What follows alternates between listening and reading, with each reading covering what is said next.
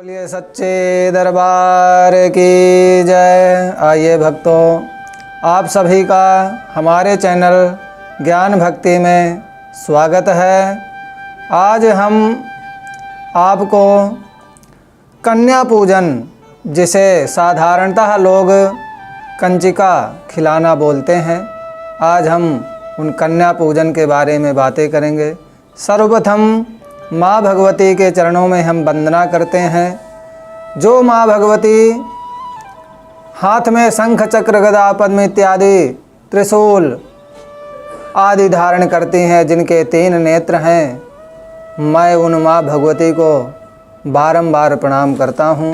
तो आइए भक्तों, आज आपको हम कन्या पूजन के महत्व के बारे में बतलाते हैं। किस प्रकार से हमें कन्या पूजन करना चाहिए, कंजिका खिलाना चाहिए, इस विषय में हम आपको विस्तृत जानकारी देते हैं। हमें आशा है इससे आपको बहुत ही लाभ मिलेगा। बहुत से लोग हमारे भारतवर्ष में जितने भी हिंदू धर्म में हैं, सभी कन्या पूजन करते हैं और कुछ भक्तों को इसका ज्ञान नहीं है कैसे करना चाहिए। तो हम आपको आज कन्या पूजन के बारे में बतलाते हैं। भक्तों, जिस प्रकार से हम लोग अपने देवी देवताओं की पूजा करते हैं, हम लोग अपने घर में नवरात्रि शुरू होने से पहले, जैसे ही नवरात्रि शुरू हुई, कलश, अखंड दीप और तरह तरह से मेवा मिष्ठान आदि से माँ भगवती को मनाते हैं, उनका पूजन करते हैं, वस्त्र आदि उन्हें भेंट अर्पण करते हैं। इसी प्रकार से कन्या पूजन करना चाहिए, यानी कन्या को देवी का रूप मान करके, जैसे हमने देवी माँ की पूजा करी वैसे ही हमें कन्या पूजन करना है। निश्चित रूप से आपको सफलता मिलेगी। बहुत से भक्त कह देते हैं कि हम व्रत भी रखते हैं, अखंड दीप भी करते हैं, लेकिन हमें कुछ फल नहीं मिलता, हमारे घर में अशांति रहती है, गृह बाधाओं का निवारण नहीं होता, घर में सुख शांति नहीं होती। तो भक्तों, कन्या पूजन का महत्व, विधि की जानकारी भी होनी चाहिए। कैसे कन्या पूजन करें, हम आपको बतलाते हैं। माँ भगवती की तरह सर्वप्रथम कन्याओं को निमंत्रण दें। 8 या 9 कन्या जो कि 10 वर्ष तक की उम्र की हों। कन्या पूजन में महत्व दिया गया है कि 10 वर्ष तक की कन्याओं को कन्या पूजन करना चाहिए, कंजिका खिलाना चाहिए। सर्वप्रथम एक दिन पहले, जिस दिन आपको कन्या पूजन करना हो उसके एक दिन पहले ही उन्हें निमंत्रण दें कि कल हमारे घर में कन्या पूजन है, आप हमारे घर में आकर के हमें कृतार्थ करें, हमारे घर को पवित्र करें।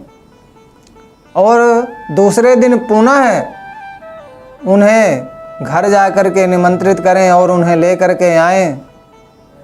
तत्पश्चात विधिवत आसन, सुंदर आसन पर बैठा करके, जैसे हम लोग माँ भगवती के लिए नए नए आसन बिछौने लाते हैं, उसी प्रकार से हमें बड़ी श्रद्धा और भक्ति के साथ, बड़े ही प्रेम पूर्वक, विश्वासम फलदायकम, बहुत ही विश्वास रखते हुए और कन्याओं को विधिवत बिठलाएं। एक थाल में शुद्ध जल लेकर के और उन सभी कन्याओं को पैर धुलें। सभी कन्याओं का पैर धुल करके उन कन्याओं के जो पैरों का जल है, वो जो चरणामृत है जिसे बोलते हैं हम, उस चरणामृत को सभी परिवारी जन ग्रहण करें। अपने सभी घर में उस जल के छींटा लगाएं। जो बच जाए उसमें से जल, उसे भी एक शीशी या एक बोतल में उसे एकत्रित करके रख लें और जब तक वह जल चले तब तक उसे अपने घर में यूज लें, घर में छींटे मारते रहें और उसका थोड़ा बहुत जलपान करते रहें।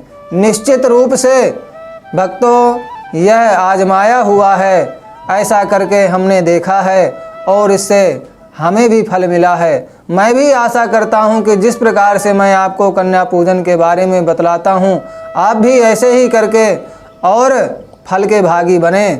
तो भक्तों, यह तो कन्याओं के जो चरणों का जल हुआ, उसका किस प्रकार से आपको सेवन करना है यह हमने बतलाया। इसके पश्चात जिस प्रकार से अपने से हो सके, जैसे कि हम लोग उन्हें चुन्नी उड़ाते हैं, अगर अपना सामर्थ्य हो सके तो उन्हें आप वस्त्र भी दे सकते हैं।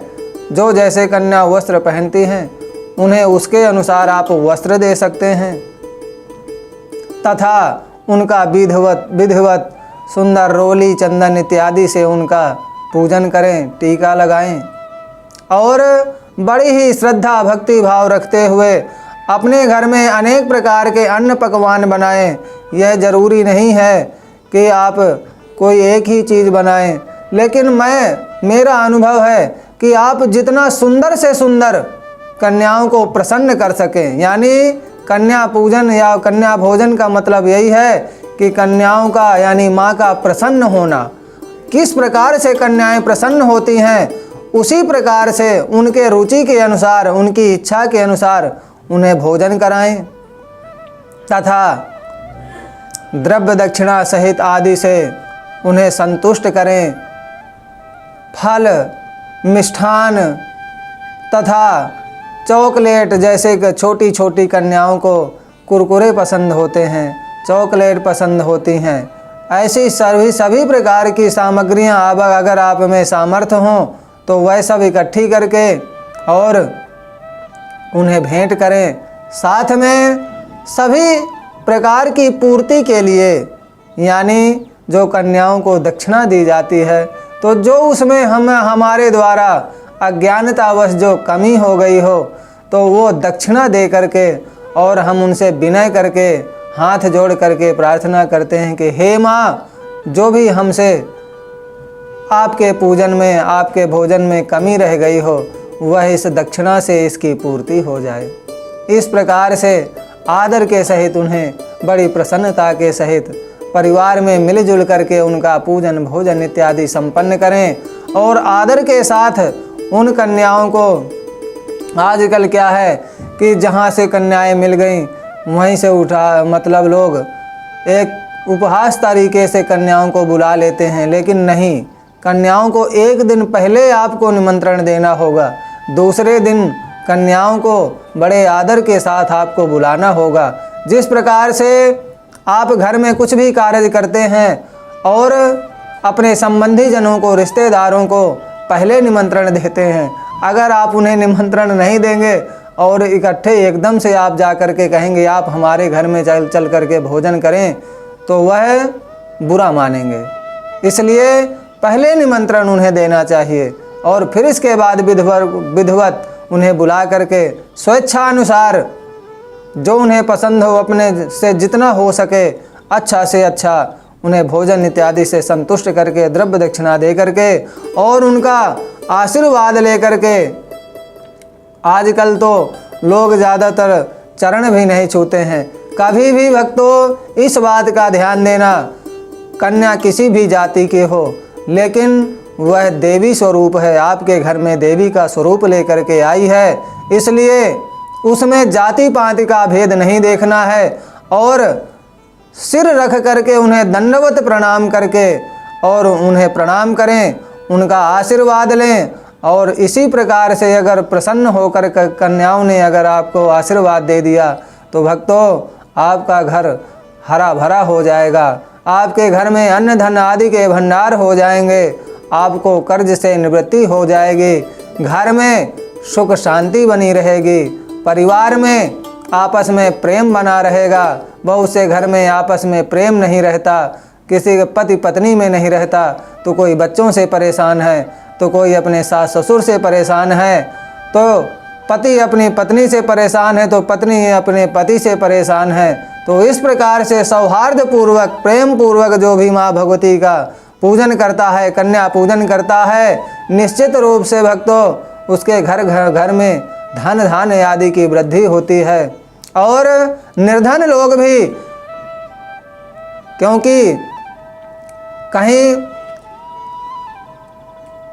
ऊंचाई है तो कहीं नीचा है, हर प्रकार से जो इस संसार में मनुष्य हैं, तो मैंने आपको बतलाया कि जिस प्रकार से आपकी सामर्थ्य हो, गरीब लोग भी कन्या पूजन कर सकते हैं और अमीर लोग भी कन्या पूजन कर सकते हैं। जैसे भी अपनी सामर्थ्य के अनुसार कन्या का पूजन करें, लेकिन सबसे बड़ी बात है कि विश्वास, भक्ति और भाव और नियमानुसार, जैसे हमने आपको नियम बतलाए उस नियमानुसार कन्या का पूजन करना। तो भक्तों, मैं आपको विश्वास दिलाता हूँ, अगर आप ऐसे ही कन्या पूजन करेंगे, निश्चित रूप से जो कामना लेकर के आप कन्या का पूजन करेंगे, निश्चित रूप से आपके मनोकामनाओं की पूर्ति होगी। यह माँ भगवती का विशेष आशीर्वाद है। भक्तों, आज कन्या के पूजन के बारे में हमने आपको बतलाया। हमें आशा है आप ऐसे करके निश्चित रूप से आप फल प्राप्त करेंगे। अगर आपको हमारा यह कन्या पूजन या हमारा यह वीडियो आपको पसंद आया हो तो सब्सक्राइब करें, लाइक करें और शेयर करें। ऐसे ही हम अपने चैनल के माध्यम से आपको ज्ञान और भक्ति की बातें आपके सामने लाते रहेंगे, जिससे कि आपका कल्याण हो। जय माता दी, जय माता दी, जय माता दी।